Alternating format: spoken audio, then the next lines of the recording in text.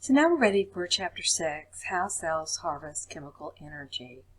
I've got a little note here that, of course, I want you to read the chapter, but you can skim 6.7, 6.8, and 6.9. These are the sections that have more detailed information about the various reactions. We're mainly going to be looking at the big pictures. Okay, so cellular respiration is different from respiration that you may have heard of before, respiration meaning breathing in and out. Cellular respiration is when the cell has respiration. So it takes oxygen and it breaks down sugar and other food molecules and generates ATP.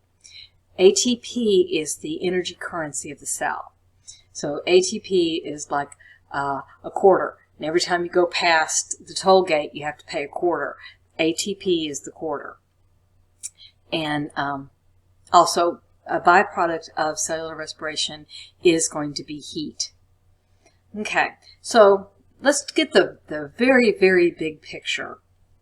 So in photosynthesis, some of the energy in the sunlight is captured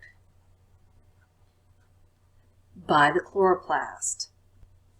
Carbon dioxide and water are rearranged and produce sugar and oxygen. In cellular respiration, sugar is then broken down to carbon dioxide and water.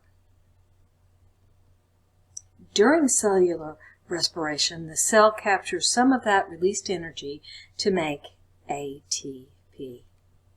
And over here we have it in pictorial form. So here we have the sunlight coming in. It strikes our chloroplast. It makes photosynthesis occur. We get sugars and other organic molecules, and O2 is made. That is then processed by the mitochondria to make ATP. Anytime you see that little starburst, that's going to be ATP. And these little arrows are signifying the heat that's given off. ATP powers most of the cellular work. The other byproduct from the mitochondria breaking down sugar is carbon dioxide and water. So it's a circle. The carbon dioxide and water is then used by the chloroplasts here with the sunlight to make sugar and oxygen.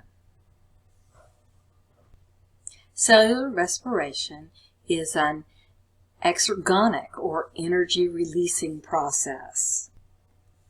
The X here means exit. So heat is exiting, or energy in this case, it's exergonic.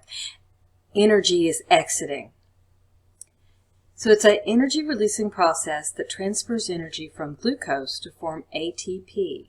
And it can produce as many as 32 molecules for each glucose molecule. It uses about 34% of the energy originally stored in the glucose, and the rest is lost as heat. This compares favorably to your automobile, which gets much less energy out of its fuel. So we can write this as a chemical equation. This hexagon here is glucose, C6H12O6, that's glucose, plus 6 oxygen molecules, go through many, many steps and produce 6 carbon dioxide molecules plus 6 water molecules plus ATP, the starburst again, and heat. I mentioned that this is not like breathing, but we use the same word, respiration.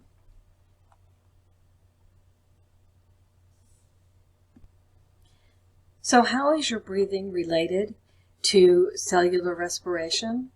Breathing supplies the O2 for use in cellular respiration, and it removes carbon dioxide. So up here we're breathing,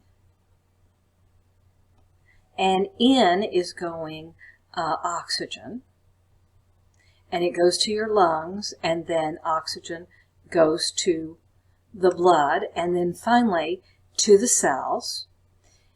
Then from the cells, CO2 is removed. It goes to your lungs, and then you breathe out the CO2.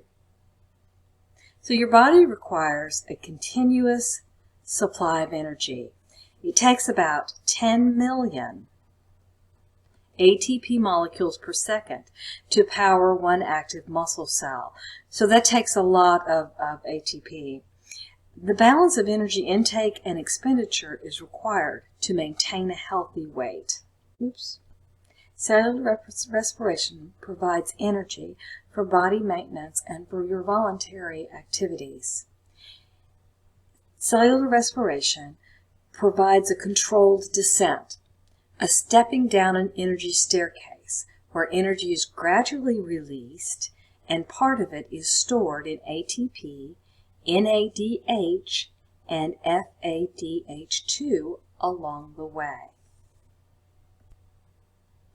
In contrast, if instead of cellular respiration we just set our food on fire, that releases all the energy at once as heat and none is stored. So cellular respiration breaks down food in the same way that burning breaks down food, reaction with oxygen. But burning releases all the energy at once and we don't store anything.